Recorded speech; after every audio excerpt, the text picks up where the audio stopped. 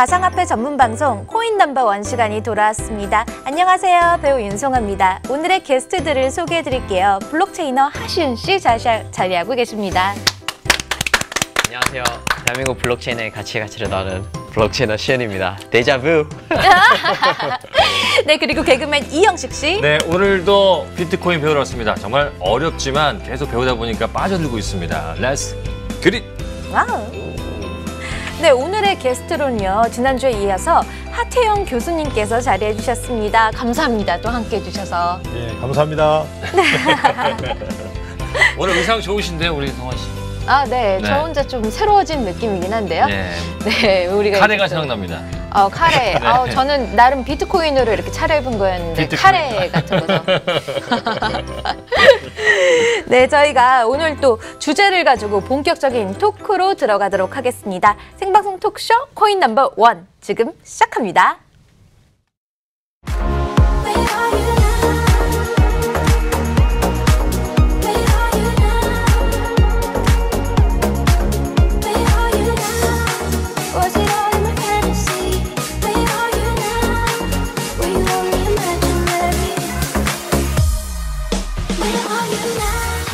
야피존, 빗썸 등 가상화폐 거래소와 관련된 해킹 사고가 잇따라 일어나고 있지만 피해자들은 법적인 구제를 받기 어려운 실정입니다.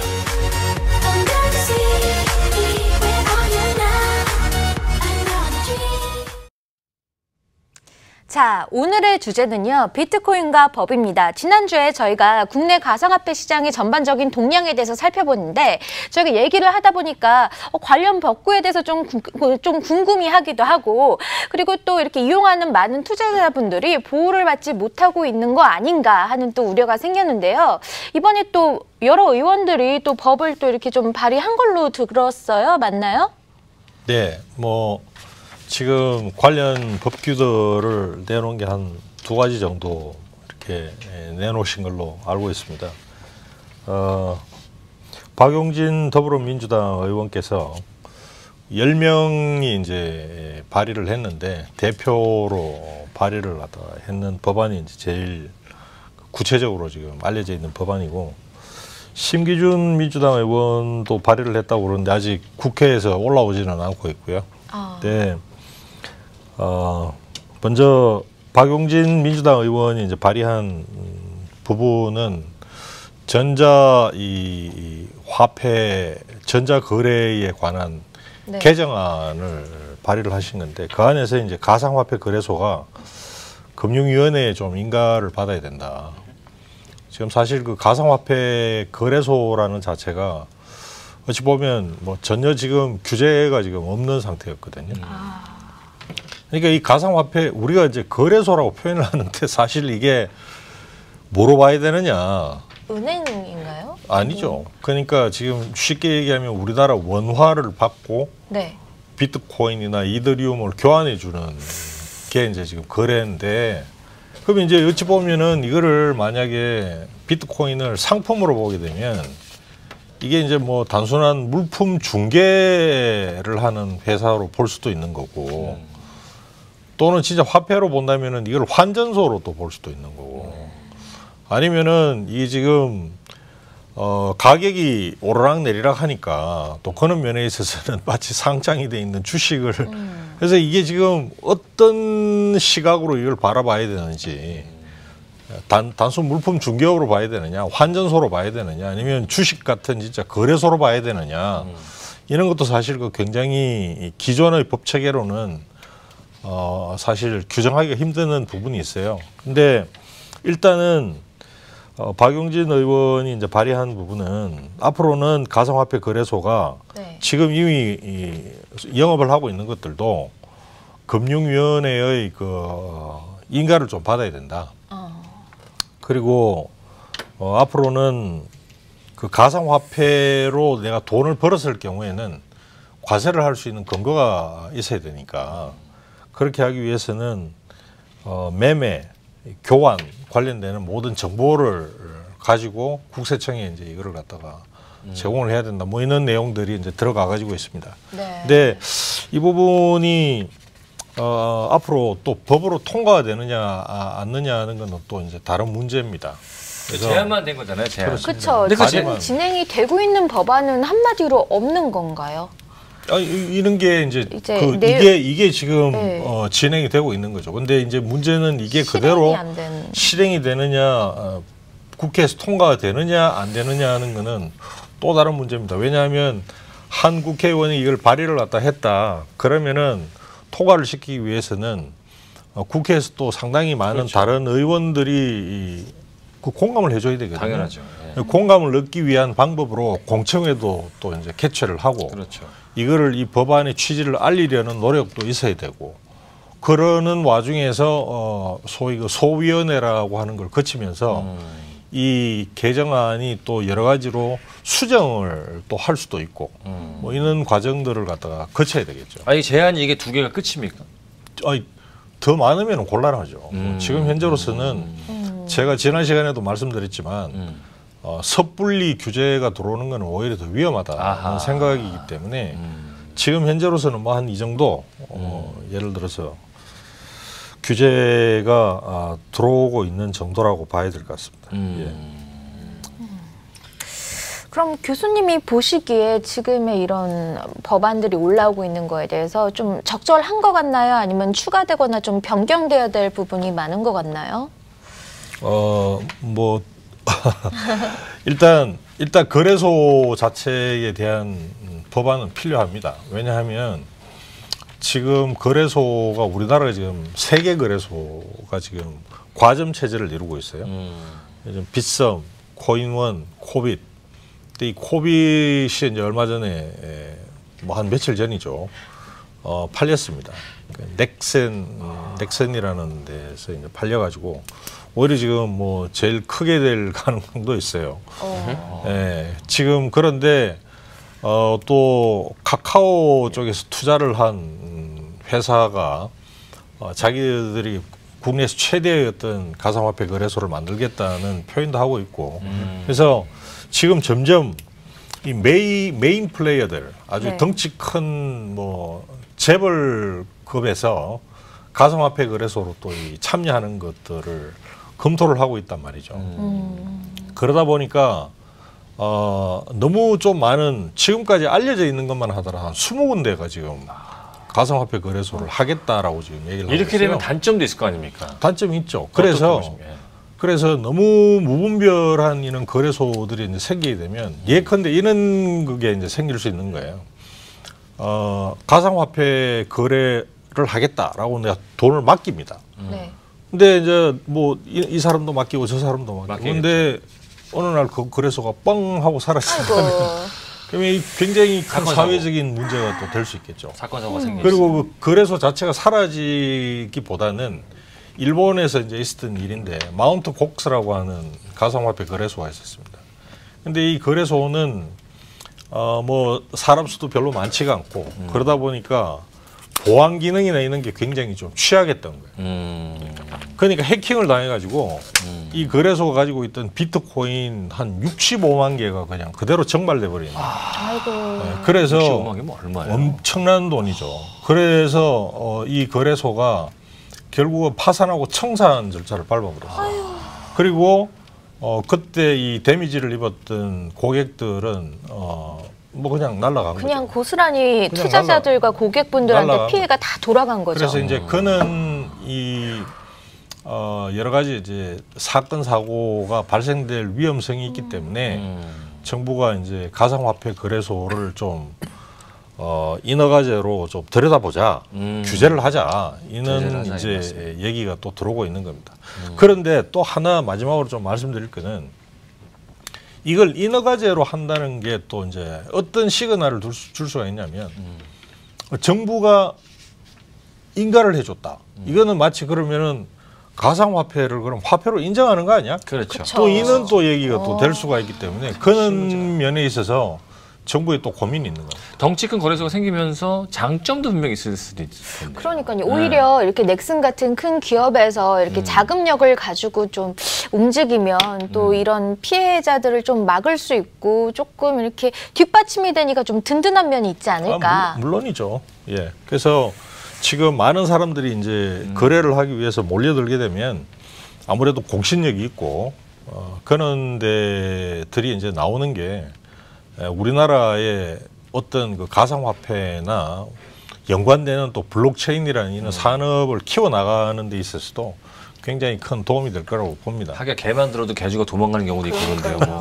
이게 얼마나 아니, 덩치가 큰 우리나라에서도 이런 피해들이 좀 있었어요. 조금 네. 야피존이 또 해킹을 당했었고 그리고 빗썸의 직원 개인용 컴퓨터들이 또 해킹을 당해서 또 이렇게 피해들이 일어났다고 하는데 아하. 이런 투자자들의 손실과 피해를 어떻게 좀 막을 방법이 좀 있어야 되겠다 싶더라고요. 시은 씨가 보기엔 어떤가요? 저는 이게 그러니까 지난주에 말씀드렸던 게 그 P2P 거래를 목적으로 해서 코인은 만들어졌다라고 말을 했어요. 맞죠? 근데 실질적으로 거래소에서 이루어지고 있는 거래들은 전혀 P2P가 아니거든요. 그건 다 중앙화돼 있어요.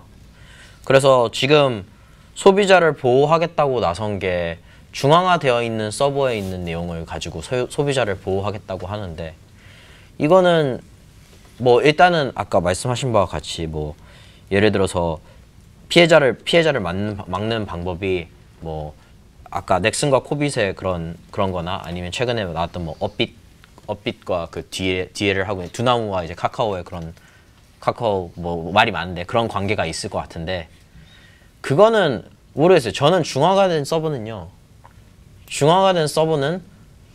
지금 털리지 않았던가 조만간은 털릴 수밖에 없다고 생각을 하거든요. 그거는 그러니까 이거를 뭐 표현을 하자면 굳이 말하자면 단일 취약점이 있는 곳은 거기에 10억 원이 있으면 10억 원만큼 이게 보안이 강화된 게 아니라 거기에 1,000원이 있든지 10억 원이 있든지 100억 원이 있든지 보안은 다 같단 말이에요. 보안의 문제가 아니고 그거는 이제 보험의 문제인 것 같은데 뭐냐면 혹시라도 이게 이 거래소에서 문제가 생겼을 때 우리가 사람들한테 보상을 해줄 수 있는가? 이건데 아까 혹시라도 누군가가 이제 그 거래소에서 돈을 가지고 이제 도망갔을 때 이 사람들한테 보상을 해줄 수 있는가? 그럴 보험이 들어 있는가? 이거인 것 같아서 이거는 약간 좀 두 가지 관점에서 봐야 된다고 저는 믿거든요. 무슨 말이냐면 그러니까 원래 이제 기본적으로는 모두가 P2P 거래를 해야 되는 게 맞아요. 그러니까 저 같은 경우는 이제 제 모든 암호화 자산을 어쨌든 제 지갑에 개인 지갑에 모두 다 보관을 한단 말이에요. 그래서 거래소에서는 제가 재빨리 막 너무나도 급해가지고 빠른 시일 내에 돈을 이제 현금화를 시켜야 될 때 그럴 때만 거래소를 쓰고 웬만한 경우는 저는 한 번도 거래소를 터치를 하지 않아요. 그런데 이거에 대해서는 교육이 안 돼 있어요. 그러니까 지금 거래소도 막 이게 은행 같냐? 은행인가요? 이런 말씀을 하시는데 최근에 웃긴 게 뭐 우리 코인원이나 아니면 빗썸 같은데 다 소비자 고객센터를 열었거든요. 근데 거기 가면 다 은행 형식이에요. 왜냐하면 은행에 사람들이 익숙해져 있으니까 자기들은 소비자 고객센터를 은행식으로 연 거예요. 또 나이 드신 분들은 은행식으로 와서 CS를 커스터머 서비스를 받는 게 자기들은 훨씬 더 익숙하단 말이에요. 그러면 거기에는 벌써 기준이 2개가 있어요. 뭐냐? 첫 번째 기준은 저같이 제가 개인적으로 지갑을 수억 개를 만들고 수조 개를 만든다 해서 그건 제가 그냥 명령 몇 개만 입력하면 되거든요. 제가 제 개인 키를 보관하는 경우 이게 기존에 우리가 가지고 있는 공인인증서랑 똑같은 거예요. 내가 내 키를 보관한다. 두 번째는 다른 기관에서 사람들의 키를 다 모아가지고 대신해서 보관을 해준다. 근데 이 사람들한테는 적용되는 법이 달라야 된다는 거죠. 그래서 거기에서 뭐 공인인증 이제 우리나라는 공인인증이 불편하긴 한데 그게 되게 훌륭한 이유는 개인마다 하나하나씩 가지고 있기 때문에 훌륭하단 말이에요. 그렇기 때문에 중앙기관과는 이거는 이 단일 취약점에서 좀 더 멀어질 수 있죠. 근데 이제 거래소들 같은 경우는 단일 취약점이 될 수밖에 없고 노출이 될 수밖에 없어요. 네. 그러면 거래소를 이용하는 것보다 기왕이면 좀 개인 지갑을 활용하고 좀 배워나가는 게 좀 해킹이나 좀 손실을 막는 어떤 방법이 될 수도 있을까요? 네, 그럼 저는 많이 돼야 된다고 생각을 해요. 공인인증서 불편하다고 말은 많이 하지만 그래도 이제 우리나라 국민들 웬만한 분 다 쓰시잖아요. 그렇죠. 그리고 그거를 통해서 우리나라는 뭐 활발하게 온라인 상거래를 이루어낼 수도 있었고 그런데 이제 뭐 또 기술적으로도 암호화폐 내에서도 사실 중국이 ICO 이런 일도 많고 해킹 문제도 아까 마운트 곡스 말씀하셨는데 마운트 곡스 최근에 나온 이제 보고서에 따르면 이제 계속 재판이 진행되고 있는데 문제는 마운트 곡스가 이제 약간 내부자 해킹이었을 그 가능성이 굉장히 높아요. 그래서 마운트 곡스에서 빼돌린 돈을 러시아 거래소에 가가지고 그거를 돈을 세탁을 한번 해가지고 그거를 현금화 시켜서 몇몇만 이익을 취했다 이런 서유도 떠오르고 실제로 우리가 블록체인을 분석했을 때 그런 결과가 나왔어요. 그래서 러시아에서도 체포가 그 관계자가 체포가 됐는데 이런 거를 저희가 쭉 한번 봤을 때 사람들이 요즘에는 탈중앙화 거래소가 답이다. 중앙화된 거래소 말고 탈중앙화된 거래소. 정말로 P2P 하는 형식으로 가버리자. 이런 얘기도 나오고 있어요. 그럼 또 탈중앙화 거래소에 대해서는 또 어떻게 그건 소비자 보호를 할 수도 없죠. 왜냐하면 소비자가 자기가 개인 키를 가지고 있는 거니까. 그렇게 되면 또 더 규제하기 힘들어지겠네요. 근데 그거를 과연 규제해야 되는 거냐. 왜냐하면 모르겠어요. 정부 차원에서는 내 새끼들 다 챙겨줄게. 여기 와봐. 이렇게 생각을 하는데 그러지 말고 자립할 수 있도록 주는 거예요. 방패. 너 여기 방패 여기 있거든. 이거 써봐. 이거 비트코인 지갑, 암호화폐 지갑 여기 있어. 이렇게 쓰면 돼. 이렇게 쓰면 전혀 문제가 없어. 라고 말하면 거기서 분산이 끝난 거잖아요. 왜 추가적으로 법안을 통과시켜야 되는 이유는 중앙에서 그거를 통제하고 그 사람들의 개인 키를 통제하고 있는 그런 기관이 있기 때문에 필요한 거예요. 교수님이 보기에는 이렇게 하신 씨의 의견이 어떤지. 굉장히 이제 프로그래머 네. 다운 자유분방한 말씀이고요. 그러니까 원래 제가 이제 좀 설명을 드리면 이런 겁니다. 원래 비트코인류에 이제 있는 가상화폐는 P2P 기반으로 원래 만들어진 거예요. 개인 간 그냥 거래하면 끝이죠. 근데 이제 문제는 이 비트코인이니 이더리움이라는 이거를 원하는 사람들이 많아가지고 이게 가치가 상승하면서 이제 지금 생기는 문제입니다. 그랬을 때는 이 가치 상승분을 가장 정확하게 파악을 하려면 거래소 형태로 한 곳에 집중을 시켜야지 정확한 가격이 나오는 거예요. 그렇지 않고 예를 들어서 개인끼리 계속 거래를 한다. 이러면은 이 비트코인의 가격이 지금 얼마만큼 돼 있겠느냐. 그거 어떻게 파악할 거예요? 그럼 예를 들어서 다 따로따로 개인 간 거래를 하면은 정확하게 그 이제 나타나 있는 가격을 사실 산정하기가 쉽지가 않겠죠. 그런가요? 그는 문제 때문에 바로 이제 항상 이 어떤 정확한 가격을 산정하기 위해서는 거래가 많아야 되고 많아진 거래 하에서 정확한 가격이 이제 산출이 되는 겁니다. 뭐든지 경제학적인 용어로 하자면 수요와 공급 곡선이 만나는 데에서 정확한 가격이 산출이 되는 거거든요.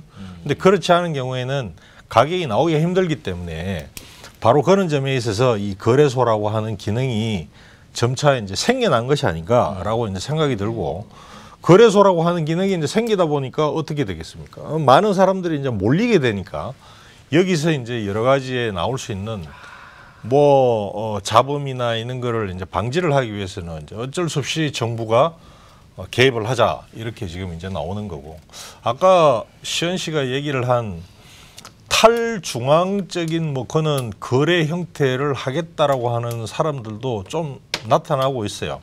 근데 큰 호응을 얻기는 힘들 겁니다. 근데 제가 말씀드리고 싶은 게 일단 저는 궁금한 게 있어요. 정확한 가격 왜 알아야 되죠? 그게 왜 필요한 거죠? 그러니까 도대체 누가 좋아서? 왜냐하면 저는 예를 들어서 비트코인으로 햄버거 산다고 하면 저는 비트코인으로 햄버거를 살 수 있으면 되거든요.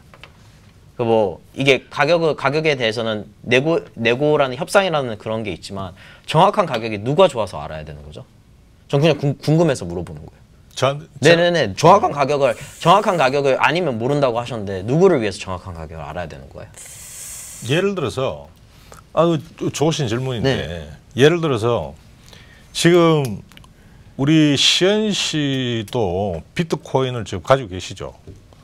비트코인을 가지고 계시면 그걸로 지금 햄버거 사신다고 말씀하셨잖아요. 햄버거 교환할 때 그 가치를 어떻게 책정을 하실 거예요? 근데 과거에 거래소들이 적을 때도요. 그거 책정하는 방법은 다 달랐거든요. 2013년 때만 해도 마운트 곡스도 있었지만 그때는 그런 것도 있었어요. 마운트 곡스가 전 세계 거래량의 80%, 90%를 차지할 때도 일부러 지수들에서는 마운트 곡스만 딱 빼고 나머지 거래를 가지고 평균을 내서 거래를 하는 사람들도 있었어요. 왜냐하면 제가 P2P로 거래할 때는 다른 지수는 중요하지 않아요. 저랑 이 사람 사이에서 우리 사이에서 합의를 볼 수 있나 합의 볼 수 없나 이게 가장 중요한 거 아닌가요? 근데 이제 고부 네. 제가 좀 말씀하세요. 좋습니다. 뭐 우리 한번 그 부분에 대해서 이제 조금 한번 네. 논쟁을 하면 보죠. 분명히 P2P 거래이기 때문에 시현 씨처럼 생각하시는 분들도 있을 거예요. 근데 거기에 비해서 나는 손해보기 싫다. 나는 가능한 한 내가 예를 들어 비트코인을 팔 때 전 세계에서 거래되는 가격 중에서 나는 좀 높게 나는 팔고 싶다. 또 살려는 사람 중에서 난 좀 대부분 싸게 사고 싶은 사람이 또 있을 수가 있겠죠. 그 이제 만약에 이제 그렇게 되면은 개인들 간에 계속 거래를 하게 되면 어떤 문제가 생기냐면 시현 씨 입장에서 나는 비트코인으로 난 햄버거를 사 먹겠다. 나는 이게 비트코인 0점 몇 개가 나는 10불 나는 가치다. 라고 나는 10불에 나는 이거 좀 사 먹겠다. 근데 그 햄버거를 파는 사람은 무슨 소리냐. 이게 지금 무슨 10불이냐 이게 한 7불이나 8불밖에 안 되는 거지. 이렇게 이제 되게 되면 거래가 좀 신속하게 이루어지지 않는 경향들이 이제 생기는 거예요. 그러다 보니까 많은 사람들이 거래를 할 수 있는 이런 가격들이 모든 사람들이 오케이. 지금 현재 비트코인 가격은 얼마지? 라고 하는 걸 받아들일 수 있는 이런 것들을 우리가 이제 만들기를 원하고 그러다 지금도 이제 제가 지금 얘기를 하는 순간에도 계속 나오네요. 네, 비트코인 가격 지금 얼마다. 저렇게 하는 것들을 이제 사람들이 보면 인지를 한단 말이죠. 아, 이게 지금 전 세계에서 굉장히 공인된 가격이구나. 네. 근데 저기서 나오는 가격조차도 사실은 따지고 보면 우리나라의 빗썸이라고 하는 데서 거래가 되는 가격과 예를 들어서 홍콩의 비트파이넥스라고 하는 데서 거래되는 가격, 그 다음에 미국 거래소에서 거래가 되는 가격이 조금씩 다를 수가 있습니다. 그러면은 또 이럴 때는 어떤 일들이 벌어지냐면은 거래소들 간에 소위 그 차익 거래라고 하는 것들이 또 일어나요.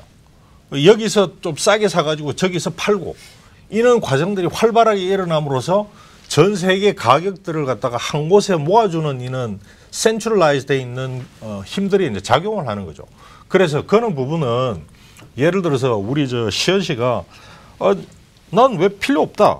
필요 없다라고 생각하시는 분들은 뭐 안 하시면 되죠. 근데 거기에 비해서 다른 모든 사람들은 보다 더 많은 사람들은 투명한 좀 더 투명한 가격을 원하고 내가 진짜 제대로 제대로 된 가격에 내가 샀는지 내가 제대로 된 가격에 팔았는지를 알고 싶어하는 사람들이 많기 때문에 그런 사람들은 또 거래소로 모이는 거예요. 네. 그러니까 제가 질문한 거의 취지는 네. 정확히 말하자면 탈중앙화되어 있는 시스템도 시간이 지나면 지날수록 중앙화되는 건 어쩔 수 없이 발생하는 현상이에요. 그거에 대해서는 뭐 저도 인정을 해요. 왜냐하면 인간은 효율성을 추구하기 때문에 효율성을 추구하기 때문에 어쩔 수 없이 중앙화로 가는데 아까 말씀하셨던 이제 사람들은 그걸 원한다라고 말씀하셨는데 그것을 저는 그거에 대해서 너무 의문점을 가지는 거죠. 왜냐하면 P2P 거래는 저는 항상 막 요즘에 사람들한테 이거는 진짜 물물 거래 2.0이다.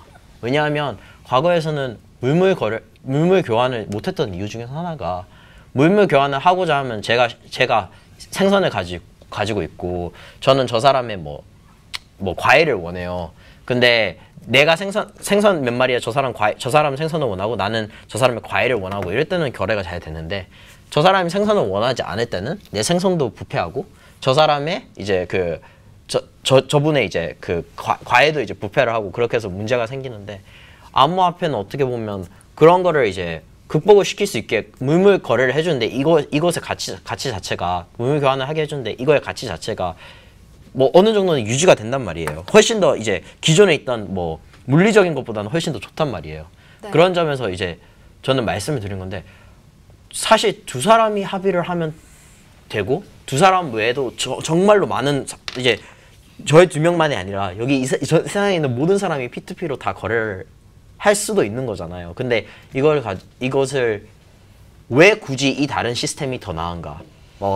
사람들은 금방 하신 말씀 중에서 사람들은 뭐 투명하게 그런 가격을 알고 싶다라고 말씀하셨는데 제가 햄버거를 사고 싶어요. 제가 과연 투명하게 그 가격을 알고 싶은가요? 저는 햄버거 먹고 싶은데. 아니 개인의 결국 선택이 문제입니다. 그런데 한번 생각해 보세요. 예를 들어서 비트코인이 제일 처음 나왔을 때 가격이 얼마였죠? 없었어요. 제로였어요. 제로였어요. 그냥 가격이 제로예요. 네. 예? 근데 예를 들어서 개인 간의 거래를 했다. 개인 간의 거래하면은 최초의 거래가 얼마였냐면 비트코인이 제일 최초의 거래가 된 게 2010년도입니다. 2010년도에 라슬로라는 사람이 처음으로 거래를 했어요. 이 사람이 비트코인을 그때 채굴을 많이 해가지고 들고 있었는데 자기가 라지 피자 2판을 사는데 10,000 비트코인을 내겠다라고 자기가 오퍼를 했어요. 그 가격이 누가 억셉트하는 사람이 나타나는 데까지 한 2, 3일 걸렸습니다. 영국의 한 비트코이너가 오케이, 콜 그렇게 해가지고 라슬로 이 한예크라는 사람이 사는 잭슨빌의 그 파파존스 가게에다가 온라인으로 주문을 하고 자기 이 신용카드로 결제를 해줬어요. 그렇게 해가지고 10,000 비트코인의 라지 피자 2판. 지금 한 440만 원 하네요. 그렇죠. 그러면 10,000 비트코인이면 440억이에요. 아휴. 그 피자 2판에 그러니까 한 판에 220억 주고 사 먹은 거예요. 자, 그분은 땡 잡은 거죠, 피자 그러면 가게는. 지금 이제 우리 지금 근데 만 비트코인을 받은 거예요? 10,000 비트코인을 그 사람은 받은 거죠. 아직 갖고 있겠네요. 그건 모르죠. 그 사람 또 썼는지. 440억을 어쨌든 갖고 있는 상황입니다. 지금. 뭐 어쨌건 뭐 로또 맞은 아니, 형태가 된 아니 거죠. 제가 하고 싶은 얘기는 뭐냐면 네. 지금 우리 이제 지금 시현 시현 씨가 난 개인적으로 거래할래. 그래 하시면 되죠. 그런데 이렇게 되다 보면 이런 일이 벌어질 수가 있다는 거예요. 10,000 비트코인에 대한 정확한 가치가 매겨질 수가 없는 거예요. 왜냐하면 쓰는 사람이 거의 잘 없고 개인들 간의 거래에 있어서는 이 가격 자체가 제대로 형성이 되질 않기 때문에 그래도 난 상관없다. 난 10,000 비트코인 내고 나는 피자 2판 사 먹겠다라고 하는 그거는 그 사람의 초이스인 거죠. 그렇죠. 근데 또 그때는 거래가 이제 많이 일어나진 않다가 지금은 거래가 굉장히 활발해지면서 또 블록체인 안에서 또 많은 기록들이 있고 그게 장부의 역할을 하잖아요. 그럼 그게 어떻게 그 장부가 어떻게 보면 가격 형성에 대한 약간 증거 자료처럼 될 수도 있지 않을까. 네, 전 그렇게 생각해요. 그래서 아까 네, 맞아요. 비트코인 처음 나왔을 때는 이거는 이제 거의 결국에는 네, 많이 사용 안 이거라는 해서 거는 가격이, 저희의 네. 암호화폐는 저희의 믿음의 계정체이기 때문에 저희가 얼마나 이거를 신뢰하는가 이런 거를 전 나타낸다고 생각을 하는데 아까 말씀하셨듯이 그러면 이제 그런 거는 물어봐야죠. 피자 얘기하셨는데 그러면 이게 가치가 하나도 없는 거여서 10,000 비트코인까지 거래소가 하나도 없었는데 어떻게 거기까지 가치가 갔을까에 대해서는 질문을 해봐야죠. 왜냐하면 거기까지 가치가 상승을 애당초 할 수 있었던 이유는 처음에 말씀하셨듯이 개인의 선택에 의해서 결국에는 가치가 거기까지 간 거잖아요. 개인들이 선택을 하고 그거를 사실 그 전에는 우리가 알기로는 피자를 제외한 다른 거래는 없었으니까. 근데 사람들이 주고받고 하다 보니까 어떻게든지 그 가치가 10,000 비트코인이라는 거에 거기서 임의적으로 정해졌고 거기서 시작을 했는데 이게 저는 그냥 두 가지 측면인 것 같아요. 과거를 보면서 그런 말이 있어요. 비트코인을 사기 가장 좋은 때는 사토시가 처음 비트코인 100사를 썼을 그쵸. 때고 그 다음에 좋은 때는 지금 당장이다. 이런 말이 있잖아요. 그러니까 이거는 10년, 20년 이후에 비트코인 가격을 보면 모두 다 땅을 치면서 통곡을 할 건데 지금이 사기 제일 좋다 이런 말인데 참 물론 그 당시에는 비트코인의 가치가 전 진짜 비트코인이 가치가 10,000개 그렇게 해서 피자 2판 딱 거기밖에 안 됐다고 저는 믿어요. 어쩔 수 없잖아요. 시장 그 가치라는 것 자체가 계속해서 변하는 건데. 근데 그거를 내가 어떻게 이거를 가치는 들고 있는 데서 가치가 있는 것이 아니라 이거를 가지고 내가 거래를 하는 데서 가치가 생긴다고 생각을 하거든요. 이 부분 시현 씨 이렇게 얘기하면 좋겠어요. 지금 거래소가 맞느냐 틀리느냐 네. 넌 얘기를 하는 것은 맞지 않다고 봅니다. 왜냐하면 그건 개인의 선택의 문제고. 맞아요. 저는 개인의 선택을 더 존중해주자고 하는 거예요. 아니 이거 시현 씨는 안 하시면 돼요. 근데 왜냐하면 우리 시현 씨 같은 경우는 거래소를 이용할 필요도 없어요. 혼자 잘 알고 계시기 때문에 이걸 내가 가지고 있는 비트코인을 내가 어떻게 사용하고 내가 어떻게 또 다른 창구를 통해서 P2P로 이걸 환전을 하고 하지만 우리 시현 씨 같이 프로그래머나 이런 게 아닌 일반 대중은 몰라요. 나는 비트코인 투자하고 싶어. 근데 이걸 내가 어떻게 해야 돼? 어떻게 알 수가 있겠어요? 모르는 대다수의 사람들을 위해서 이런 거래소라고 하는 게 생기는 거고, 그 생긴 거래소를 우리 시현 씨는 이게 틀렸다라고 얘기를 하는 거는 그것도 잘못된 거예요. 자. 저는 틀렸다라고 얘기는 하지 않았고요. 정확히 말할게요. 틀렸다라고 얘기는 하지 않았고, 저는 이게 단위 취약점이라고 얘기를 했어요. 그거는 확실하게 다른 거예요. 어쩔 수 없이 생긴다고 탈중앙화에서 중앙화로 갈 수밖에 없다고 저는 말씀을 드렸어요. 네. 틀렸다고 말씀을 드리지 않았고, 그리고 중국이 ICO를 금지하고 거래소를 최근에 이제 닫는 과정에 있죠. 그렇게 하면서 로컬 비트코인즈라는 OTC 거래는 오히려 급증을 하고 있어요. 그렇기 때문에 사람들은 방법을 찾아요. 이게 사람이 너무 좋은 게 어떻게든 자기가 OTC 거래를 하겠다는 거예요. 그래서 방법을 자연스럽게 찾는데, 저는 아까도 교육을 말씀을 드렸는데, 교육을 왜 굳이 말씀을 드리고자 하냐 하면, 거래소만 있는 게 아니다. 중앙화된 거래소만 있는 것이 아니고 탈중앙화 거래소라는 것도 생길 것이고, 그리고 OTC라는 방법도 존재를 하고, 사람들에게 모든 방법을 다 교육을 하면 사람들이 선택을 하면 되는 거예요. 저도 제가 선택하는 거에 대해서 남이 말하는 거 저도 원하지 않아요. 그건 저도 그걸 싫은데, 다른 사람들에게도 선택권을 거래소 대부분 분들이 쓰시고 거래소가 편해요. 저도 그건 좋다고 생각을 해요. 매우 좋다고 생각을 하는데, 근데 또 제가 말하는 거는 또 다른 거예요. 그러니까 교육을 해서 사람들이 거래소가 단위 취약점이라는 사실을 확실하게 인지를 하고 있어야 돼요. 그거를 모르면서 거래소 해킹 당하면 아이고 내 돈 날라갔네. 왜냐하면 단위 취약점이니까. 그 단위 취약점이라는 거 그 설계 자체에서 좀 더 발전을 시킬 수 있는가를 생각을 해야지, 그게 아니라 단위 취약점인데 여기 보험 들고 보험을 더 한다고 해서 보안이 더 좋아지는 건 절대로 아니잖아요. 자, 그 부분에 대해서 제가 좀 말씀드리면, 그 좋으신 얘기예요. 그래서 정부가 예를 들어서 거래소를 갖다가 인가제로 바꾸겠다라고 얘기하는 게, 우리 지금 시현 씨가 얘기하는 어떤 취약점이라고 얘기하는 부분 때문에 정부가 인가제로 들어가는 겁니다. 그래서 예를 들어서 제일 이제 걱정되는 게 뭐냐면, 투자자들이 돈을 맡겼다가 이게 그냥 뻥 하고 사라질까 봐 이제 걱정이 되는 거잖아요. 그랬을 때는 이 투자자들이 맡긴 돈을 거래소가 보관을 하는 게 아닌, 예를 들어서 은행이나 아니면은 금융감독원이 이거를 갖다가 돈을 예치를 해가지고 있다가 바꿨을 때 이 돈을 갖다가 이제 인출을 하게 한다든지, 지금 방금 얘기한 이런 게 이제 그 굉장히 중요한 디파짓에 이제 관련되는 이런 규정들이거든요. 그 다음에 얼마만큼 이 거래소가 좋은 해킹을 당하지 않는 시스템을 가지고 있는지, 이런 것들을 이제 정부가 들어와 가지고 심사를 해서 가지고 있으면은 이제 허가를 해주겠다는 이런 얘기거든요. 그런데 그런 거를 이제 우리 시현 씨 같은 좀 이런 프로그래머나 좀 자유분방한 이런 신세대 분들은 그것조차도 싫다.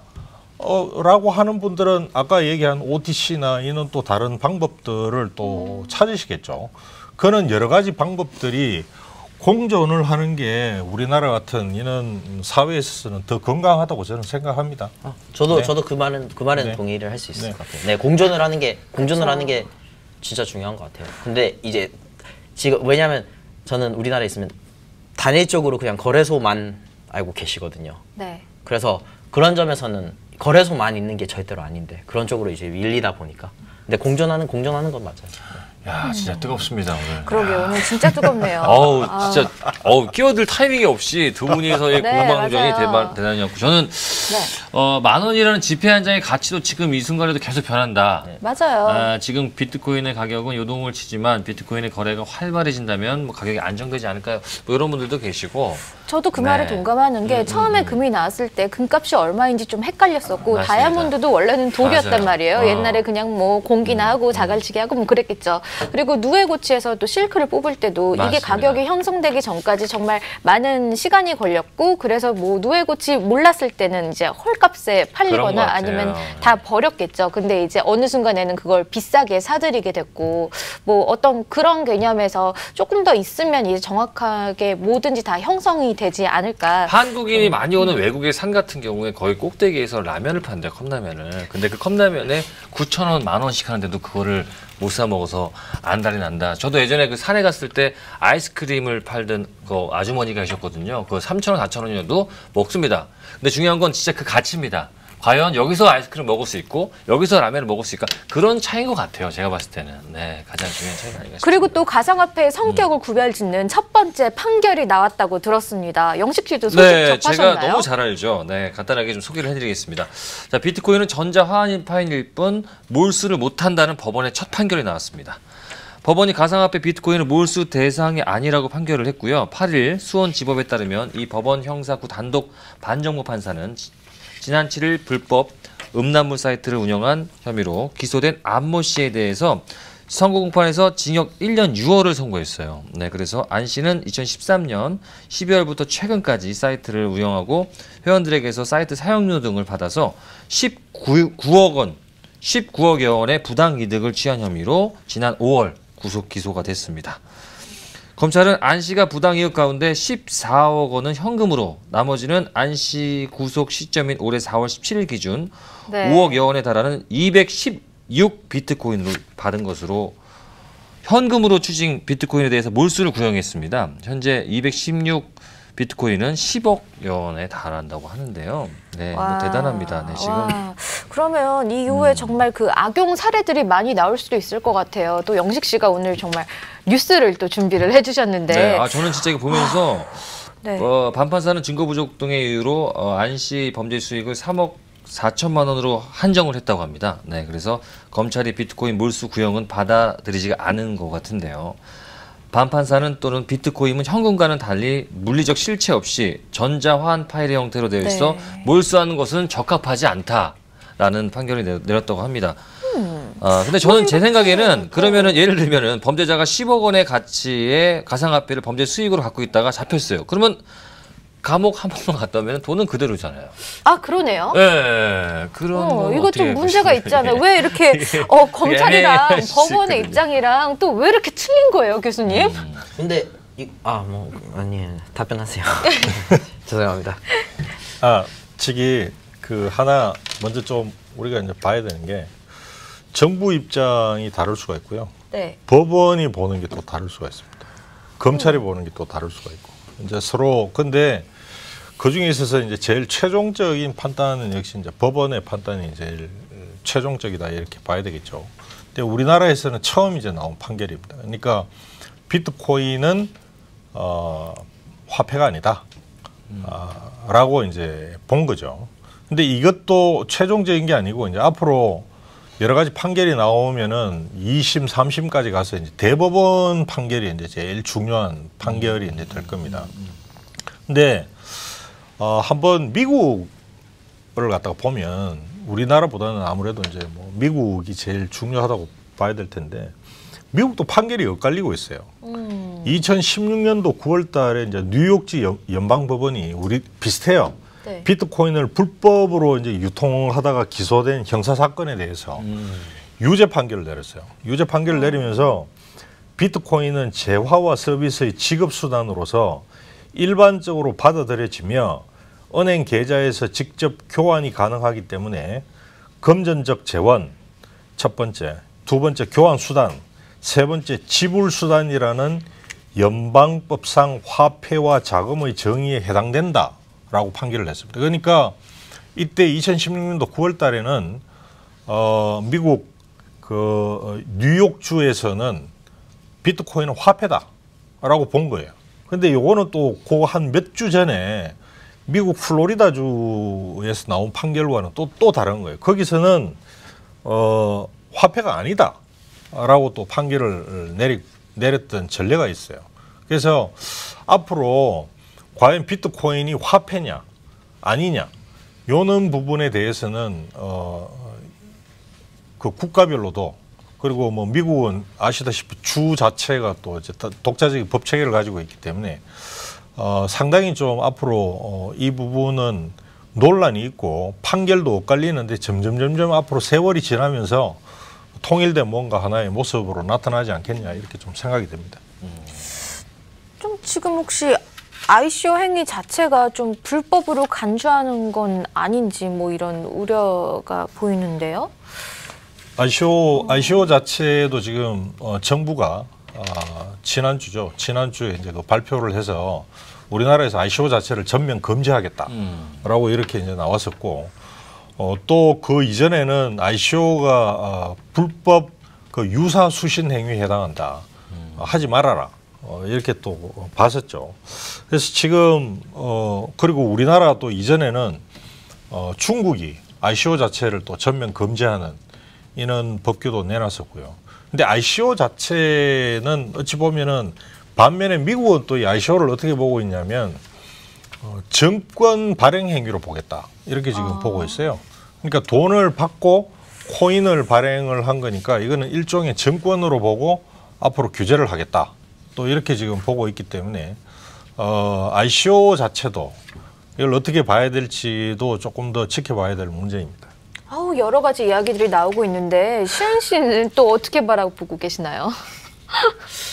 저는요, 여기서 제가 개인적으로 물어보고 싶었던 게 있는데, 그러니까 대부분 ICO를 하는 데들이 다 스위스에 자기의 재단을 열고 설립을 하고 난 뒤에, 근데 재단의 기준으로 도네이션이나 ICO를 하잖아요. 그런데 예를 들어서 우리나라 기업인데 지금 스위스에 재단을 열고 난 뒤에 거기서 지금 ICO를 한다고 했을 때 이런 법, 어제도 이제 발표가 있었는데 지금 어떤가요? 이게 가능한 건가요? 아니면 계속 안 해야 되는 상황인가요? 먼저 제가 된다 안 된다는 얘기를 하기는 네. 부담스럽습니다. 네. 제가 단지 제가 어떤 제 개인적인 견해만 말씀드리는 거지, 된다 안 된다 전혀 제가 어떤 그런 거를 정부를 대변할 수 있는 입장도 아니고요. 근데 제 생각에는 만약에 지금 이런 거죠. 우리나라에서 왜 그러면 ICO를 불법으로 규정했느냐? ICO를 불법으로 규정했다는 거는 ICO에 투자하는 사람들을 보호하기 위한. 그래서 ICO로 자금을 모집하는 자체를 막은 건 아니에요.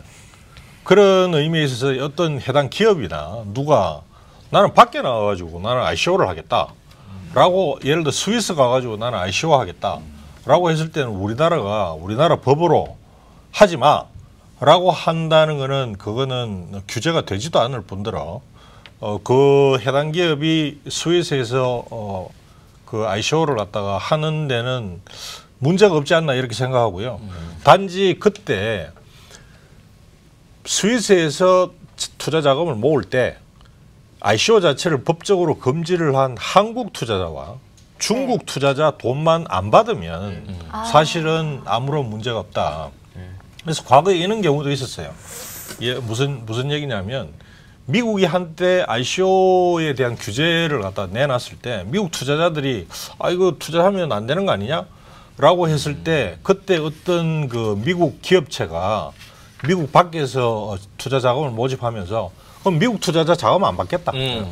딴 나라 자금만 받겠다라고 해가지고 아무 문제 없이 또 자금을 모은 적이 있어요. 그렇게 되면은 이거를 규제를 하는 나라가 조금 경제적으로 손해를 보게 될 수도 있는 거잖아요. 당연히 그렇게 되죠. 그래서 예를 들어서 지금 이 ICO가 제가 지난 시간에도 말씀드렸지만 ICO가 지금 새로운 어떤 굉장히 브릴리언트한 아주 창의적인 사업에 대한 자금 모집 기회로 지금 이 ICO 성격이 지금 변하고 있거든요.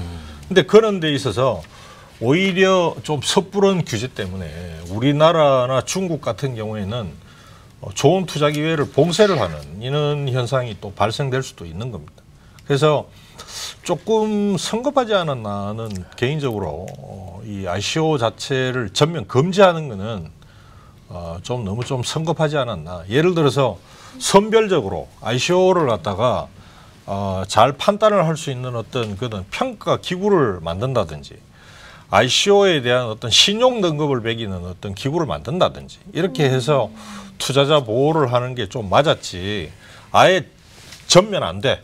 이거는 좀 너무 좀 저도 심한 법이지 않았나 하는 생각은 저는 개인적으로는 하고 있습니다. 우리나라가 괜히 막 불이익을 당할까봐 좀 걱정이 되는데 시은 씨 이런 법안이 나오면 좀 아무래도 좀 경제 발전에 영향을 미치지 않을까요? 아니요, 저는 경제 발전에 영향을 끼칠 거라고는 안 되겠죠. 그런데 이거는 이제 말씀하셨던 것처럼 이제 개인들의 지식의 부재. 그러니까 내가 이거를 근데 이게 사실 제가 처음 유튜브 채널을 시작했을 때에 비해서 훨씬 나아졌어요. 처음에는 진짜 여기에 투자해야 돼요. 여기에 투자해야 돼요. 여기 투자 이 질문이 대부분 다 받았거든요. 근데 지금은 웬만한 분들이 알아서 이 정보를 다 공유를 하세요. 공유를 하셔서 그래도 건강한 게 무엇이고 사기가 무엇인가 사기를 칠 때 대충 치려고 하면 다 들통이 나게 돼 있어요. 그 망이 다 형성이 되어 있어서 그래서 그런 점에서는 확실히 사람들이 이런 방법에 훨씬 더 익숙해진 것 같고요. 이제 거기에서는 이제 지금 뭐 펀드에 투자를 한다고 했을 때 그 유의미한 지수 있잖아요. 네. 그런 것이 없는 거는 좀 아쉽긴 해요. 그러니까 이 ICO를 가지고 크라우드 펀딩을 어떻게 내가 이거의 가치를 매길까에 있어서는 뭐 암호화폐 펀드들도 있지만 아직은 이제 제가 이거를 봤을 때는 뭐 이제 기술 뭐 개발을 하시는 분들이랑 그리고 뭐 기존 경제나 금융 쪽에 계시는 분들이랑 이런 분들이 다 의기투합해서 좀 유의미한 지수를 만들면 네. 그게 이제 국가적으로 좀 더 좋을 것 같다는 생각을 가지고 있습니다. 앞으로 국내 암호화폐 시장에 좀 어떤 관련 벽규들이 좀 더 생겨야 될 것 같은데 어떤 필요한 벽규가 뭐가 있을까요? 뭐 혹시 건의하고 싶거나. 필요한 법은요.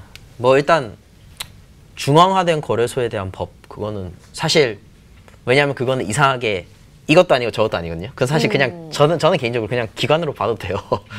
통제하기도 쉽고 말씀드렸듯이 내가 굳이 거래소를 열어서 다른 사람들의 키를 보관하겠다라고 말했을 때 그거는 자기가 책임을 진다는 거니까 그거에 따라서는 그거에 대해서 법안이 있으면 좋겠다는 게 제 의견이고요. 네. 그 이외에 뭐 ICO 금지한 것도 저는 한편으로는 좋다고는 생각하는데 좀 더 명백하게 이거다라고 말이 나왔으면 좋겠어요. 그래서 아까 뭐 스위스에 재단을 세워놓고 투자를 해도 되나요? 아니면 한국이나 중국에서 뭐 IP 주소나 그런 거를 써서 한국이나 중국에서 접속을 못하게 막는데 그래도 할 사람들은 다 우회해서 한단 말이에요. 결국에는 다 우회해서 하는데 그런 건 어떻게 하나요? 이런 거에 대해서 좀 확실하게 의견을 밝혔으면 하는 바람입니다. 근데 거래소 규제는 굉장히 지금 필요하다는 의견이 많아요. 그쵸. 네, 암호화폐 거래소 하루 거래량이 코스닥 시장을 가기도 한다고 하는데요. 동의합니다. 예. 동의합니다. 규제가 없다면 굉장히 위험하다고 그런 얘기가 합니다. 네, 중앙화된 거래소는 맞아요. 교수님이 보시기에도 좀 이제 새로운 법안이 필요한가요? 네, 물론이죠. 그래서 지금 이야기한 대로 거래소가 너무 커졌기 때문에 거래소 자체가 또 원하고 있어요. 이제는. 왜냐하니까 뭔가 규제가 나온다는 거는 방향이 좀 제시가 된다는 얘기이기 때문에 그쵸. 뭐는 해도 되고 뭐는 하면 안 되고 이런 것들을 좀 스스로들도 좀 원하는 거예요. 그래서 우리나라 거래소들도 지금 협회를 만들려는 이런 움직임이 있어요. 그래서 이제 협회를 만들고 그 협회에서 자기들도 이런 거를 좀 원한다. 뭐 아니다. 뭐 이런 것들을 정부에게 좀 건의도 하고 싶어하고 그래서 거래소에 관련되는 어떤 규제는 나오는 게 맞다라고 보고요. ICO는 저는 뭐 아까도 말씀드렸지만 조금 성급하고 네. 전면 금지하는 거는 상당히 좀 과하다 좀 생각을 가지고 있고요. 그보다는 오히려 좀 세련되게 이 ICO 자체에 대한 질적인 평가를 구분해 줄 수 있는 어떤 그는 뭐 ICO 평가랄지 신용 평가랄지 뭐 이런 것들을 좀 했었으면은 좋지 않았을까는 좀 생각을 하고 있고 그 다음에 법안의 형태가 될는지는 모르겠습니다만은 지금 이제 정부가 일단 세법상 네. 이 여러 가지 이 거래를 할 때 여기서 이제 나타나는 어떤 내가 돈을 벌었다. 이걸 어떻게 그러면은 어떤 세율로 이걸 갖다 과세를 할 건지, 그 다음에 비트코인 자체를 거래를 할 때도 세금을 매길 건지, 뭐 이런 것들, 이런 데 대한 이제 법체계 같은 게 앞으로 조금 더 잡혀 나가야 되지 않겠냐 이렇게 생각을 합니다. 그렇다면 국내 가상화폐 규제 그리고 법 체계를 잡아 나갈 때 어떤 고려해야 될 점 같은 게 있을까요? 제가 이제 지난 시간에 좀 말씀드렸는데 제 바람입니다. 바람인데 그 유럽 의회가 그때 채택을 한 방식을 말씀드렸는데 좀 불간섭주의. 일단 해당 기술이 충분히 나타날 때까지는 좀 지켜보자. 웨이트 앤 시의 이는 좀 태도가 좀 필요하지 않느냐. 왜냐하면 너무 성급히 규제하면 그 해당 산업은 우리나라에서는 고사가 돼버려요. 그리고는 다른 나라로 다 넘어가 버리는 거죠. 지금 예를 들어서 뭐 일본 같은 경우는 오히려 지금 상당히 적극적으로 비트코인의 화폐성을 인정을 하는 이런 조치들이 나오고 있단 말이죠. 근데 예를 들어서 우리나라와 중국이 아주 강하게 규제를 해버리면 반사 이익은 어디가 보겠습니까? 일본이 이제 보게 되는 거죠. 그리고 제가 또 이제 하고 싶은 얘기는 뭐냐면, 자, 이 비트코인류의 가상화폐가 왜 생겨났는지를 한번 보세요. 이거는 기존의 어떤 세계 금융 체계에 대한 도전이에요. 따라서 그렇게 본다면 사실 제일 위협을 느끼게 되는 나라는 세계 기축통화를 발행하고 있는 미국입니다. 미 달러화에 대한 도전으로 볼 수가 있는 거예요. 이게 점점 커지면 커질수록, 자, 미 달러화가 도전을 받으면은 우리 원화는 겁을 내야 될까요? 그렇지가 않습니다. 미 달러화 가치가 떨어지면 사실은 어떤 의미에서는 약소통화국인 우리 한국 같은 데는 절대로 불리하지가 않는 거예요. 그런 면으로도 이걸 갖다 좀 바라보고 조금 더 긴 호흡으로 이 가상화폐 시장을 좀 보면 좋겠다 이런 생각이에요. 아까 우리 시연 씨가 ICO에 대해서 스위스 얘기를 하셨는데 저는 이제 이런 생각을 하는 겁니다.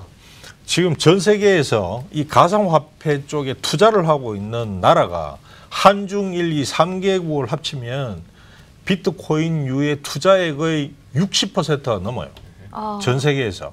자, 그렇게 많은 사람들이 투자를 하는데 그 사람들이 다 어디서 자금을 모집을 합니까? 다 스위스 가서 하는 거예요. ICO들은. 그 스위스에서 할 때 스위스 변호사들에게 돈 주고, 스위스 파운데이션 설립할 때 또 돈 주고, 스위스 파운데이션을 설립하고 나면은 반드시 스위스 사람 3사람을 고용하게끔 돼 있어요. 한 사람당 최소 인건비가 1년에 10만 불이에요. 그런 사람들, 스위스 사람들 다 일자리 또 만들어주고, 그렇게 해서 또 만든 돈은 스위스 그 계좌에다가 다 이 예치가 되고, 왜 그렇게 해야 되느냐 이런 부분들, 이게 또 지금 스위스는 ICO만 지금 계속 유치를 해가지고도 엄청난 돈을 벌고 있거든요. 이런 것들을 이렇게 규제를 해서 남 좋은 일을 꼭 시켜줘야 되나. 그러게요. 저는 이제 그런 네. 시각이 좀 있는 거죠. 그래서 우리나라에서 좀 이렇게 다 만들어서 좀 우리끼리 좀 이익을 창출하면서 쉐어했으면 좋겠어요. 시은 씨가 보기 어떠세요? 저도 그 측면에서는 동의를 합니다. 동의를 하는데 이제 항상 뭐든지 이제 이게 다 개선 방법이 있으니까 기존의 ICO가 가진 문제점들도 개선을 하고, 그러면서 이제 점점 이제 사실 과거에 ICO를 하면서 ICO의 좋은 점도 우리가 진짜 많이 봤지만 ICO의 안 좋은 점도 굉장히 많이 봤거든요. 그렇기 때문에 지금 과거와 지금 현재의 ICO 형태가 있고 미래의 ICO 형태도 있고 미래의 뭐 암호화폐에 관련된 이제 법안 그런 형태도 있는데 그것이 계속 발전해 가는 방안이면 저는 좋겠습니다. 네. ICO에 대해서는 진짜 네, 말씀하십시오. 예. 교수님이 보시기에 또 국내 암호화폐 이거 관련 법안들이 나오긴 나올 것 같죠? 제대로? 뭐 그럼요. 네. 시간이 네. 이제 지나면 점차 모습을 갖춰갈 걸로 봅니다. 저는 좀 빨리 만들어졌으면 좋겠는데 시은 씨는 또 어떠세요? 저는 빨리보다는 잘 만들어져야 된다고 생각합니다. 그쵸. 그건 저 정말 모든 분들이 동의하실 것 같은데 빨리 만드는 것보다는 이게 하루 이틀 하는 것이 아니라 장기적으로 중장기적으로 보고 좋은 법안이 통과가 되고 또 국가 자체가 유연하게, 네. 몰랑몰랑하게, 그리고 최대한 몰랑몰랑하게 됐으면 그것도 좋은 방향이라고 생각합니다. 영식 씨는 어떠세요? 저는 오늘 진짜 ICO라는 단어를 너무 많이 들어서 네. 저희 오늘 어제 행사를 갔다 오면서 IC를 지나갔거든요, 제가. 근데 IC를 지나가다가 ICO! 아 진짜로 이게 근데 그 ICO가 이 ICO는 아닌데 아무튼 ICO에 대한 얘기를 하면 들으면서 네. 확실한 거는 그 톨게이트 IC는 아니다. 네. 그거는 확실히 알아가지 않았나, 하나는 건지지 않았나 싶습니다. 네. 네, 잘 알겠습니다. 다시 한번 또 우리 코인 넘버 원을 찾아주신 교수님께 감사의 말씀을 드리겠습니다. 어떠셨나요, 오늘 또? 예, 뭐 오늘 아주 열띤 논쟁 즐거웠습니다. 진짜로. 네. 저는 이 생방송 하면서 저희는 가장 치열했던 농방이 아니었나. 네. 예. 치열했던 농방이. 네, 그만큼 우리도 그렇고 국민들도 그렇고 하루빨리 적절한 관련법이 나오길 바라는 마음이 아닐까 싶습니다. 저희는 그럼 여기에서 이만 인사드릴게요. 그럼 다 같이 한번 외쳐볼까요? 코인 넘버 원!